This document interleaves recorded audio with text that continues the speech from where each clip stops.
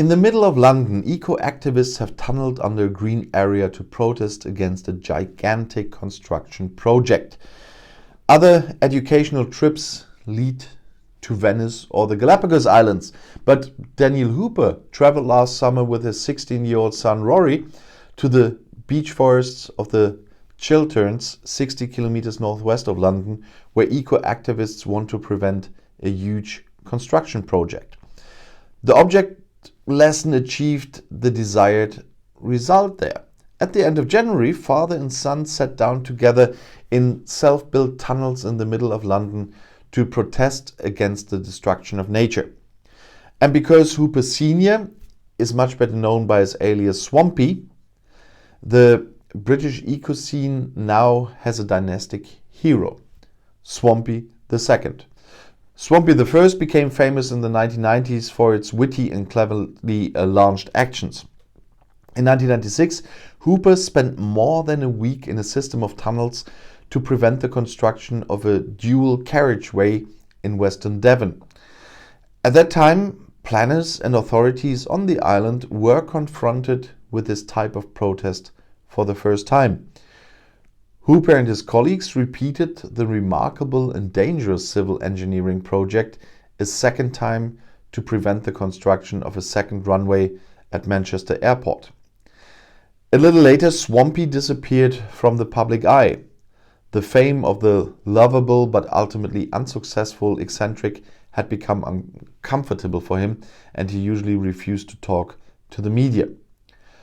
For 2 decades now, the Englishman has been living with his wife and 3 children in the West Welsh eco-commune Tippy Valley, growing their own vegetables and generating environmentally friendly electricity with solar panels.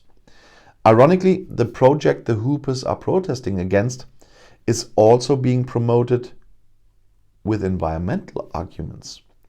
In 2009, the then Labour government launched a new high-speed line from London via Birmingham to Manchester and Leeds. It is intended to relieve the totally overloaded railway lines from the 19th century and thereby shift a lot more freight traffic from road to rail. Only a year ago did the newly elected government of Conservative Prime Minister Boris Johnson expressly acknowledge the plan, although, like so many public construction projects, it has suffered severe setbacks. The construction costs have almost doubled to fabulous £106 billion, that's 122 billion euros, instead of the originally planned anyway late start of the train services in 2026 to Birmingham, 150 kilometers from London. The talk is now of 2031. The sections to the north of England may not be ready for another 20 years. The protest camp in the Chilterns hardly played a role in public, although Chequers, the Prime Minister's country residence, is only a few kilometers away. On Hooper Jr., however, the scenery with tree houses high up in the centuries-old beech trees made a lasting impression. That was the first time I understood why someone is passionately trying to stop this destruction, the 16-year-old reported to The Guardian. Before, he had only had a very vague idea of his father's activist past. Swampy 1 and 2 were part of a group of 9 eco-activists who dug a system of tunnels in front of London's Euston station.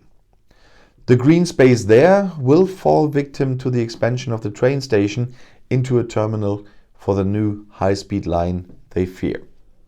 Tunnel veteran Swampy I has played out his experience.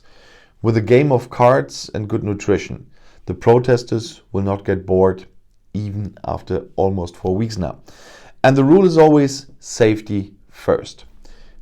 Meanwhile, the mill of justice grind at slow but unstoppable pace.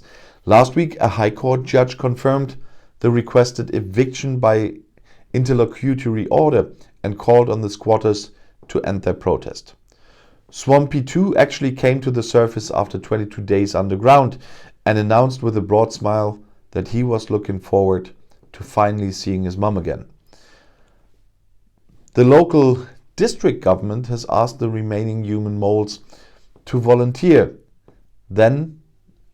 leaving, then the authorities would certainly be lenient. In any case, the Swampies have already achieved one thing. Suddenly, the major project that has long been adopted is back in public discussion. And we have some things like this here in Germany too. But with the rising number of people from all over the world watching my channel, I decided to bring anyway a bit more beside Brexit. I did that before. But there are small things we hear here in Germany about the UK I just want to share. And those are sometimes funny, sometimes interesting stories, and maybe we'll find some fun in there sometime as well. And if you want to stay informed, please subscribe to my channel and to my other channels. I'll see you in my next video. Auf Wiedersehen.